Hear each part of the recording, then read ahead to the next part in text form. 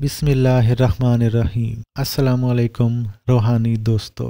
सिलसिला अबकरी मैगज़ीन। मोहतरम हज़रत हकीम साहब, अस्सलामुअलैकुम। अल्लाह पाक आप पर अपनी रहमतों बरकतों का नज़ूल बेहिसाब फरमाए और हम इसी तरह तादेर इन बरक़ात से फैज़याब होते रहें। अबकरी के लिए चंद तशख़ीस अमराज के तरीके भेज रहा हूँ और उम्मीद है कि अबकरी के शायान शान होंगे। यूं तो अमल किताबों में बेशुमार भरे पड़े हैं, लेकिन मेरी कोशिश है कि वो अमल अबकरी को भेजूं जो कि खुद मेरे आजमूदा हों या इनके सही होने की सनद हो।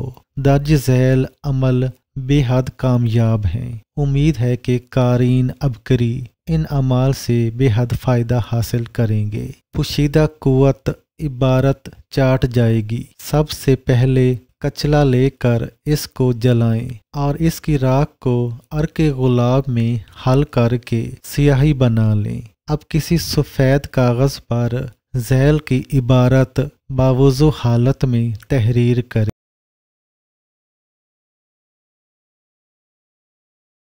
जान लीजिए ये आसेब का असर है। झैल की इबारत सफ़ेद कागज़ पर तहरीर करें और इस कागज़ को किसी कपड़े में सी लें और रात को सोते वक्त मरीज़ के गले में पहना दें या इसके बाजू पर बांध दें। दूसरे दिन सुबह को मरीज़ के गले या बाजू से इसी नक्श को उतरवा कर खोलें और इस नक्श को देखें। अगर कपड़े से नक्श गायब हो तो जान लें कि आसेब का असर है। गले में डालने वाली इबारत। मरीज़ बस इस तहरीर को बगौर देखे। झैल का नक्श काली स्याही से बावुज़ू हालत में लिखें और मरीज़ को कहें कि वो इसे बगौर देखता रहे।